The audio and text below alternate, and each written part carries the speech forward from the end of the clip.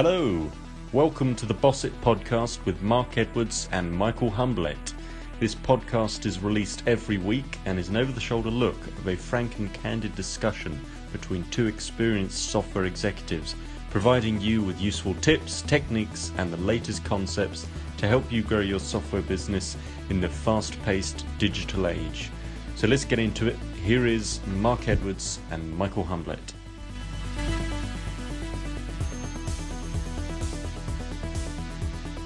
Okay, let's get started, Michael.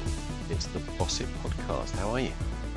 I'm fine. I've been working all week like a madman, so we're back on track. How are you, Mark? Good. I've had a busy week as usual. Very busy day today. As I'm just messaged you, I think I'm fueled on caffeine at the moment because I've been talking all day long. I've been talking to clients, I've been talking to people within the business, and I've been producing videos as well for our new platform. Platform is something I want to talk to you about later on, actually. We should talk about platform because I believe in the platform approach. And funnily enough, I've also been making movies the whole day, Mark. So I've been fighting with light and sound and the one thing I wanted to, especially for our listeners, we talked a lot about batch production, and that's what you've been doing. One of the things that I always know is in the beginning, I always go through this half an hour of frustration phase. And then suddenly I realized, man, I got it. And then you have to grab the momentum. And then I made like 15 movies in a row, like every 3-4 minutes, a new one. And then it stops again. Yeah. You have it, right? You have it and then step away from it. Yeah, I mean, we've got a studio where we're fortunate in the fact that we can have the lighting set up. We've got a couple of different angles that we can use, so we can leave the lighting set up. But we find if you have to take all of that down and then set it up, the time to do that, to balance the lighting, to get it to look as you want. Yeah, that can take up a lot of your time. It can be quite frustrating, especially when you're busy within the business and you've got other things going on, and you can get a bit frustrated. So what we do now is we think ahead and we get that lighting set up, and actually somebody does that for me. So I walk in there, it's all ready to go, and I just go. That works because it can become quite frustrating. I know. I don't know about you. I'm a keen photographer, so I do see this from a different perspective. And I would say that I'm not the typical viewer here, and I think I can be too picky. But of course, I'm predominantly a stills photographer. I was actually trained as a photographer, but I like to see good photography. So hopefully, and I think the quality of the videos that we've been producing recently has dramatically improved. Really good. I see a lot of videos out on the internet. Actually, quite funny. I said to a couple of people this week, the number of videos that I see, business advice videos that are being presented by a 20-year-old who's obviously in the basement of his parents' house, telling people how to run their business. That always makes me smile. The 17-year-old on Instagram that has in his title serial entrepreneur. I love that. I do an event with a guy who's really good called Marnik van den Broek. He's really, really good on stage. He actually started as a young guy as a stand-up comedian, and his main job was actually talking conferences, introducing people, speakers, and all of that. And so we were together yesterday, and we hired a professional photographer. So I understand the lighting, because the guy, the only thing he cared about was the light. He had just one light or two light bulbs, and he just said, move a centimeter closer, move a bit to there, watch there. And I was impressed with the quality of the pictures. It's impressive. It's truly impressive. I think it's important, and I think that there's a lot of competition out there. You do want to have something that visually is engaging to watch.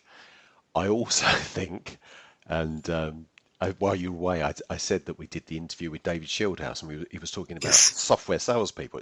It was good. It was really interesting, and we could have gone on a lot longer. He recommended to me a podcast that he listens to, and he was talking, with great animation and passion about it. He sent it to me. I couldn't stand it because of the sound, the voice of the person that was talking. It was, I don't know, it was sort of like a whining noise in my ear. I think Yeah, that but what they were y- y- saying was good, and it's a very popular podcast. I mean, I can't deny that. But honestly, if I listened to it anymore, I would want to punch them. It was driving me crazy. but isn't the character? I have it with. Now people are gonna kill me, but I honestly have that with Tim Ferriss. I like his books, but I just can't listen to it. After 4 or 5 minutes, I go like, "Let's get to the point, shall we?" I Well, know it's wrong, so I stopped listening to. I listen to a lot of other podcasts because I mean I like to listen to it, yeah. but I just can't. I need to read Tim Ferriss. That's weird, huh? That's a great confession. I think you're very brave to say that because he has got a really big following. Yeah, What is it? Because this is interesting because I've got my pet hates about that, and I do yeah. listen to Tim Ferriss on a fairly regular basis. But what is it about his podcast that you don't like? Because I can name something. It just it takes too long to get to the action, to the point. I mean, it just for me it just doesn't engage like within.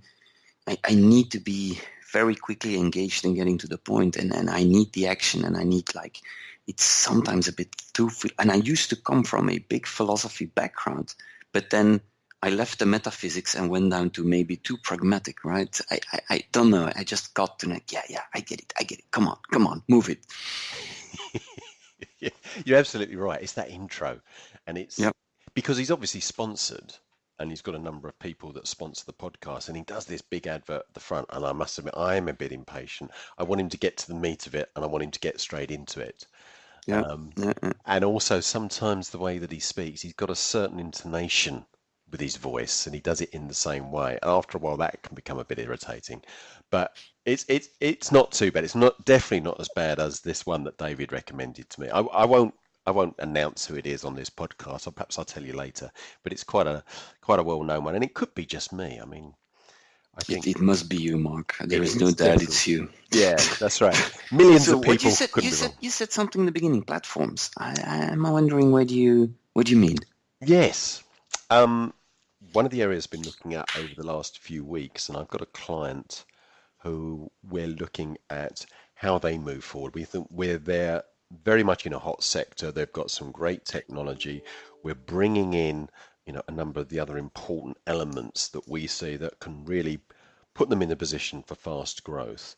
And potentially they could be a company that could do very well on a platform. Now, when talk about platform, I'm not talking about just a technology platform, although it obviously involves technology. I'm talking about the sort of platform where you have buyers and sellers, and there could be a number of other people that are trading on that platform. And Yeah. there's a So number of you're saying like an Uber, yes, Airbnb, that kind of trading absolutely. platforms. That's a really Uh, that's a really good example actually, because um, what they've done there that's actually very clever is that you've got consumers and you've got suppliers, and those people can actually swap positions yeah, because yeah, yeah, the yeah, yeah. consumers, the people who are needing a lift, may get a lift. They may use the app for some time, and then actually say, actually, I could be one of these drivers, or Yeah, they could recommend somebody else. And what the real skill is there, because if you think about it, they've come into the market and I mean, they've created enormous amount of value with what they've done by creating this platform. But the organization themselves, they don't own a taxi. They don't own a cab.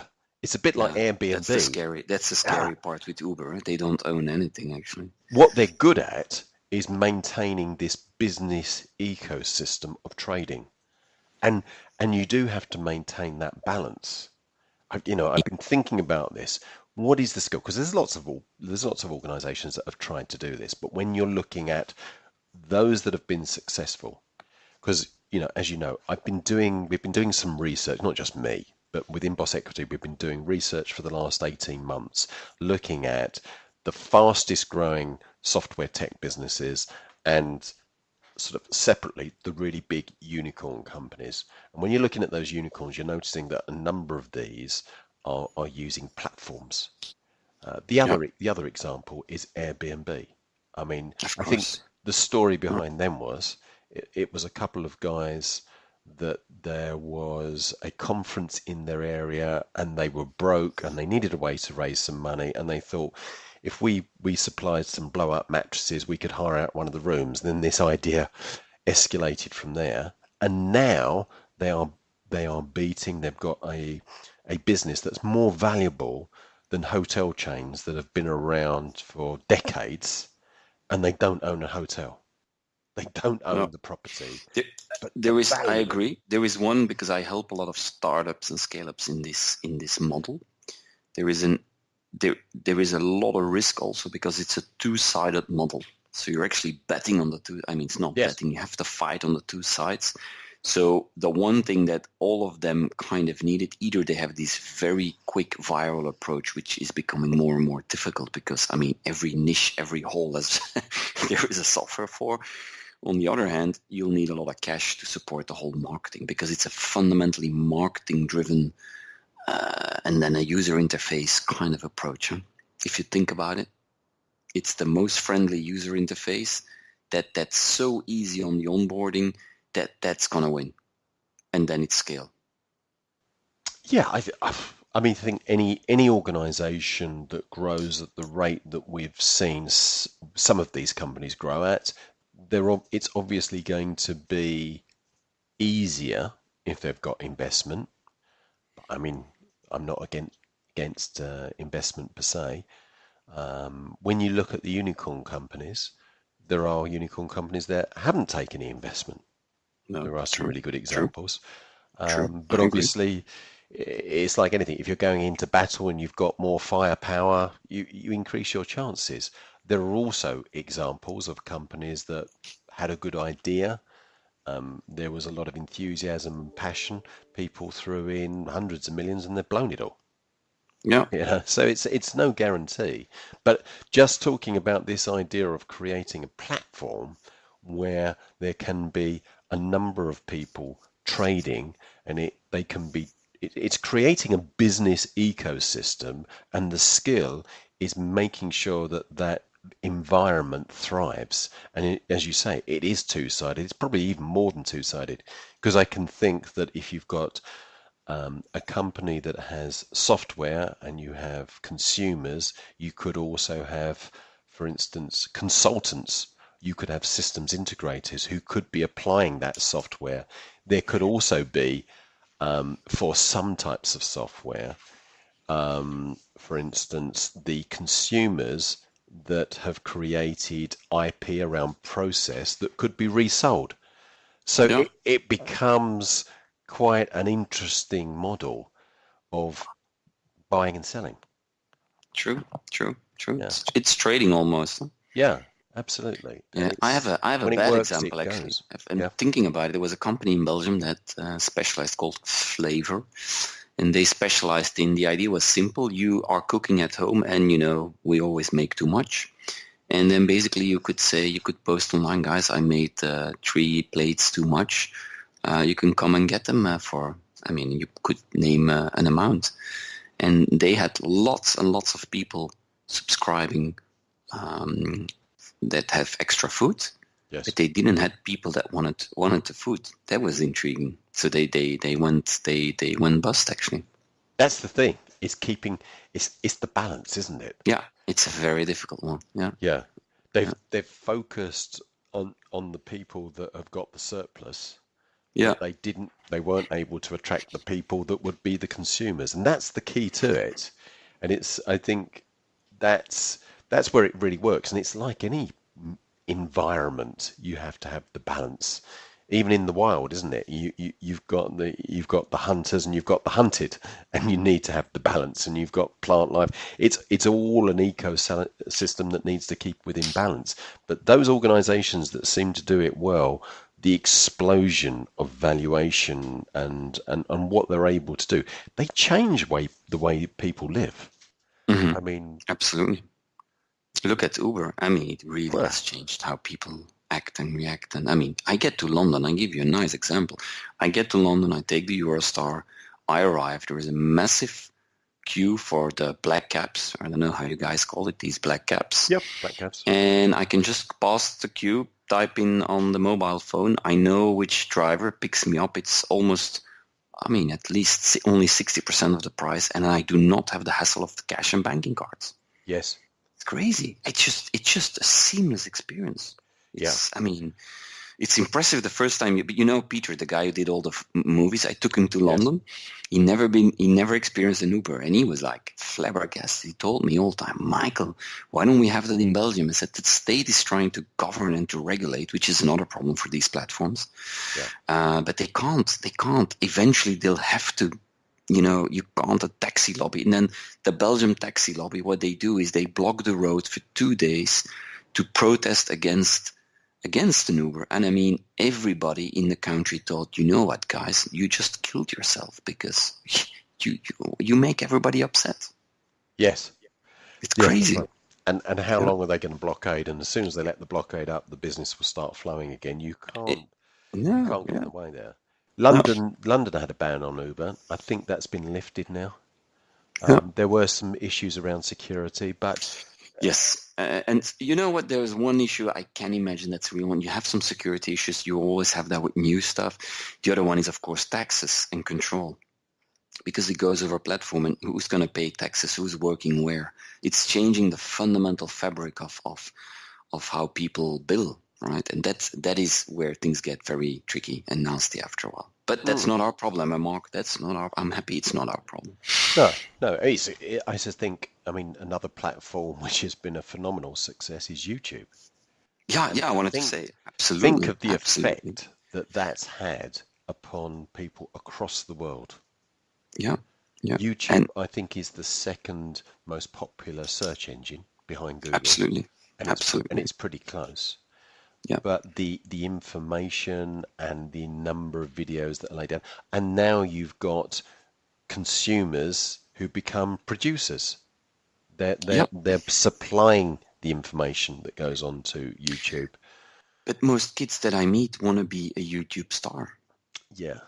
So you can imagine what's going to happen in a few years, because some of them, statistically a lot more than before, will try and learn video, and there will be more apps. Just gonna say it's very intriguing. Well, it like anything like this, where you've got a lot of people seeing that as an opportunity, what happens is that it's going to be the top X% that are going to be able to make a living. It's going to be a few less percent that are going to be able to actually do a bit better than that. And then you get the real stars, who are the 0.0000% who make an absolute fortune. And there are YouTubers at the moment that are making tens of millions a month, reportedly. That's what I've seen. If you look at the earnings of these top YouTubers, but it's very, very competitive, and that the competition bar, as more and more people see that as an opportunity, it's going to be rising all the time. Absolutely. Quite interesting to see some of the topics and the things that really grab people's attention. And I think at the moment, a lot of it is focused around a certain age demographic. But it's still very B2C-ish, B2C-ish. So that's where I believe that the B2B business is slowly but surely transforming into B2B2C. Yes. Because you're selling to a person, and that person has more technology at home and has more access to information than during his work. That's why it's changing. Yes.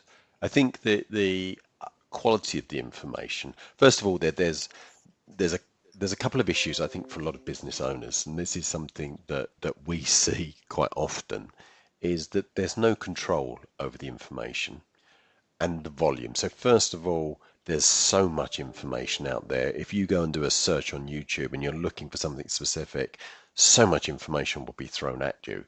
Especially anything in the area of marketing. Do a search on their B2B marketing. Millions and millions of videos. And then the second one is, who's actually providing this information? Is it any good? That's very difficult. You could spend a lifetime searching through this information. There's probably some good stuff in there, but where we came in on this, how do you know you're not listening to an 18-year-old who's talking to you from the basement of his parents' house, telling you how to be an expert in B2B marketing? Yeah, exactly. Yeah. So Yeah. But then again, it gives huge opportunity. it does. Yeah. And we had this discussion. That's how you can beat large corporates. They might have the money, but they are just slower by nature. So if you can come in and you can kind of grab a little piece and expand from there, you could really move quickly. Yes, I was listening to the radio a couple of days ago, and it was about a lady in Germany, and she created one of these online petitions where people sign, and Yeah, it was to yeah, yeah. do with a new government legislation that had come in, and she put together a document, she sent it out and forgot about it, and within a few days she had 42,000 signatures, and this thing just grew and grew, and it got to the stage where there were local politicians that were saying this lady of 70 years of age, a retired school teacher, I believe she was, a retired music teacher, she had more power than they did as individual politicians. And they were meeting with her. And then she realized that she needed some funding because she needed to be able to raise money to put together a legal case. So she needed a lawyer, and she asked it for some sponsorship. And again, she was inundated with money coming in through her letterbox. It was just phenomenal. She had the power of a political party over there. One individual who just happened to hit the right tune in the right way. And Yeah. you know, you see that. I've got there's 60 unicorn businesses that we're tracking at the moment, and we're always looking for new businesses that come into this sort of the giant category, and we're watching several hundred of the really fast growth. But the phenomenal thing that we're seeing is, and one particular client is working with two partners, and well, working with a number of partners, but two of his partners have gone from startup to unicorn within 3 or 4 years. And the interesting thing is that they're now looking at our client's business and saying that business has got more potential than ours. Yeah, The that's way amazing. this I don't believe that the software industry has ever had the opportunities that it does now. Yeah. It's always been an area where there's been a lot of money. There have always been some really great successes. There's also been a lot of failures. I mean, if you look at Hmm. the hit rates for VCs, but the size of the successes now and the very nature of software business means that its ability to scale has created a real phenomenon at this moment. If you're a shareholder in a software company and you know it's positioned correctly, it's in an area that's you're focused in an area that's got an upward trend, the potential, the possible potential is enormous. I can't think of any manufacturing businesses, for instance, that within 3 years have got revenues in hundreds and hundreds of millions with Yeah. valuations that these businesses have. And there's an upward trend that this is increasing all the time. This is growing in momentum. And the thing is that these private equity companies, the VCs that have invested and they've scored with some of these really big unicorn companies, it encourages them to go and do it again and Yeah. again. And it Yeah. puts more money back in, which stimulates the whole thing. And the interesting thing that I was looking at just early in the week is that I've got some of the details here actually, that software tech for the first part of this year, as regards investment, this is with private equity companies. So this is unusual, is the second most invested in sector, Hmm. just below manufacturing. Now that typically is where a lot of these private equity companies have gone, and there's been a big differential. Software tech is on the rise. It really is. And in so many different areas. I think combined with that, there's a number of factors in that. There's this digital transformation that the whole world's going through and way it's changing everyone's private lives and business lives. You've got this thing about the platforms, which again powered by software. It's amazing what we're seeing. You know, we've both been in software tech for a long while. It's never been like this before. Who knows where it will get to? Yeah. Well, it's. I think it's just gonna get faster, but I think it's really exciting because it can go so fast, and I think it overwhelms a lot of people also because they think I stand no chance, but no, it's the contrary. Yeah, we've spoken about the pace of this industry, but Mm-hmm. I think that it is a concern. There's a lot of people in the way that they operate that I think it will cause them even more problems. They don't want to move at pace. Yeah. It doesn't feel right to them. You know, I mean, you must see that. Yeah, Don't you have absolutely. clients that you become frustrated with because you say, you know, look, we've looked at the problem, we've analysed it, we've decided upon the action. Where is it? Where's your action? Yeah. Yeah. No, true. Absolutely.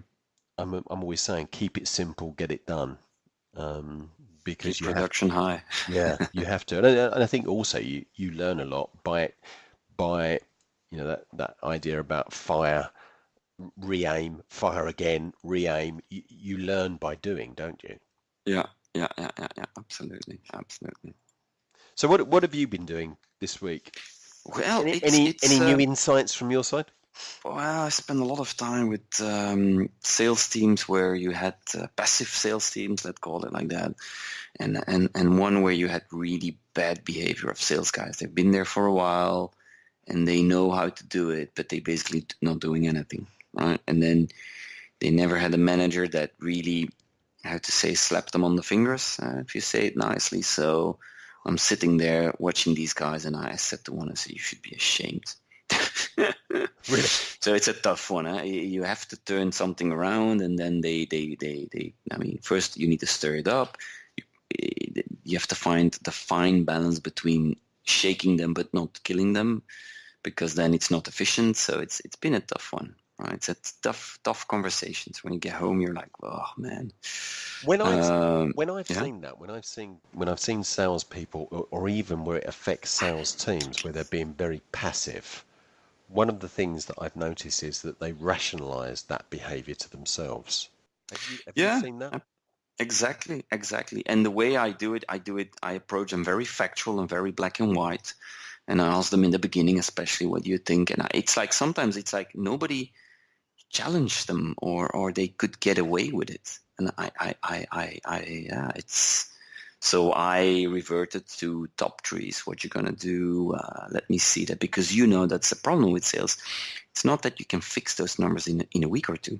If you have a No. business that's selling larger amounts, it's going to take months, and that's very tricky because it just needs time, and you need to make sure that they keep up the production. But I mean, you sit in a team, there is no noise. After half a day, you know something's wrong, right? They need to Yes. be calling and mailing and running around, being excited, and that's most of the time where it starts. Do you So, do you yeah. see a difference between sort of younger, the less experienced, and perhaps the older, more experienced sales guys? No, because they were some older and they were more on their island, and they had, the older do not anticipate. They don't. I mean, now I'm being very generic, but Yes. they're not because it was a SaaS company. They're not acquainted with everything that's around the real inbound, hardcore sales cadences kind of stuff. They take their phone, they get around, they start networking, and they know what to do. It's the middle class, the middle layer, that you have a sales guy, did a lot of work, and then became sales manager, did something like that, and then he's basically waiting for leads, but nothing's happening. That's the danger zone. It's most of the time sitting there for me. Mm. So I'm rebuilding it from the ground up. And I made some very strong statements where I said, look, listen, if I look at these numbers, you're with 10, I'm just saying something, 10 people. For me, give me 2 people and I could do it with 2 inside sales. I don't need that sales team to support those numbers. Yeah, but if it would come in, guys, that's a luxurious problem. We fix it then. See? So you get into that nasty discussion very quickly. Yes. And I mean, they need to step up the game, or that is exactly what's going to happen, because it's just not cost beneficial and it just doesn't make sense. Yeah. How often do you come across this? Not so much. Not so No. much. Most of the time, I come across a lot of scaling issues. Yes. I come across a lot of, we don't have enough leads, so there is not enough inbound, so I build a lot of inbound machines. But this one is rather rare. I came across it twice this year, and I mean, that's on a lot of companies. Mm. So it could be a bit of a leadership issue also. They should have spotted it way earlier. But then again, if a CEO is by nature coming from sales, this would not happen. See? Because yesterday I was in a company and the CEO was an ex-sales guy, and I mean, that was a machine. I loved it. I mean, I was calling. If they have 5 minutes time, I call it the McDonald's principle, right? There is not a lot of customers. You need to check out then, right? He was like, not enough. You don't have enough to do. Here's a list. Start calling. But then if you have a really technical founder, he thinks the process will follow itself, but it doesn't. You need to kick. You need to massage these guys to do things, right? And that's where I see the problem most of the time. Yes. I've come across CEOs who I would describe as being sort of more natural salespeople. And what I mean by that is that they can sell themselves. I don't think that they can necessarily set up the conditions for other people to sell. And I think that can cause problems. They don't necessarily know how they sell. They go in, they've got a good understanding of their solution and of their market, and almost by a force of personality, they're perhaps likable people and people trust them. That's something that's difficult to pass across, isn't it? And because they can sell, and I've had this with one particular client I can think of, when they bring in new people to sell, their thinking is, well, I do it, why can't you do it? Why do you need all these tools? I don't need it. I think one element that they forget is when they go in, they've got a business card which says CEO. That helps as well.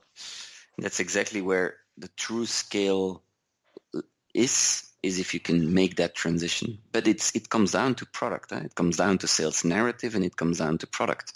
If you do that properly, the sales narrative, and you really craft that product, then. But I mean, I was making, so I had I don't know, this week a lot of young sales guys came to me, mailed me, asked me like, Michael, can you give me advice as an inside sales? I'm going to do this job, or I'm going to be an account manager. Can you give me some advice? And then I told all of them, I said, look, what every company is going to do, you're going to come in and they're going to train you on the product or service, and they're going to take you 3-4 days and train you on that one. While actually that is not the first thing they should do. The first thing they should do is explain to you what the fundamental problem is that they are solving. Yes. You see that balance? You hardly see it. So one of them said, yeah, Michael, I started 3 days ago. And you're right. They talked only about their product for 3 days. And I said, so do you know who to phone now? Or do you know what to pitch? Do you know why your potential customers need to buy it now? And he says, I have no clue, but I know everything about the product. And I said, that is exactly where it goes wrong. Yes. Yeah. But there we go again, where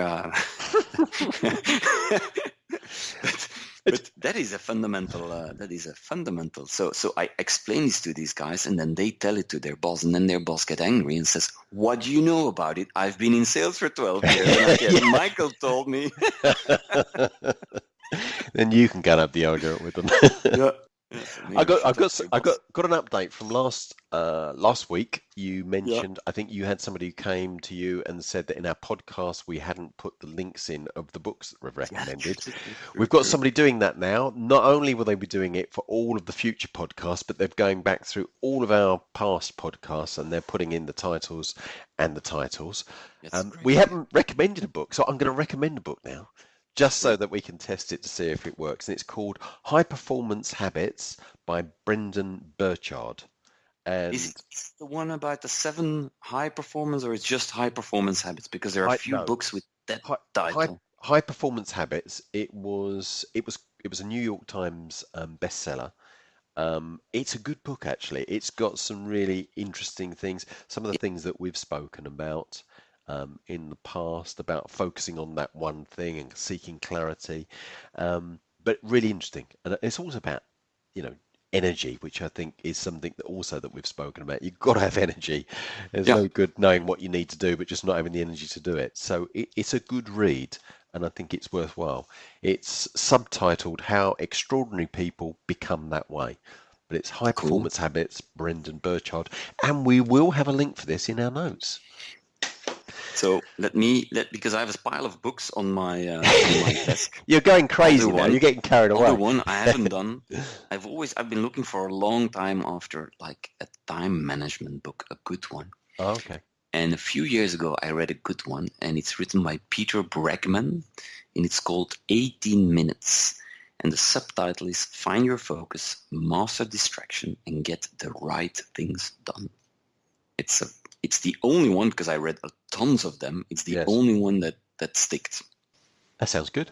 Yeah, I've not heard of that. I've not come across that book. So I know. I need to buy it for you. But as Yeah. you are writing a book, I'll wait until you're finished, and then Yes. well, I'm definitely I'll going give to this announce. to you. I'm definitely going to announce the book when I finish because it's been hard work. I thought I had it finished, and I got another chapter and a half to do, which is based upon this work that we've been doing about the unicorn software companies. And I've got to include it because it's so valuable.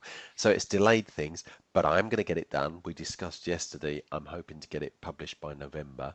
So Cool. I just need to put aside 4 or 5 days to really get my then- head down. Then we'll do a session, and I'll only interview you on it. Brilliant. I love it. Right, we better finish. We've been going 36 minutes today. We've gone over time, Yeah. which is unusual for us. We're usually fairly close. Yeah. But always, it's been a pleasure. This has been the Boss It podcast. Please keep the feedback going because as you can hear, we do listen and we do make changes. And if you've got some topics that you'd like us to discuss, or if you want to tell us what we're doing wrong, we're just as willing to listen to that as well. But it's been great. Thank you very much, Michael. And we'll speak again soon. Speak again soon. Bye, Mark. Cheers. Thanks, Michael. Bye-bye.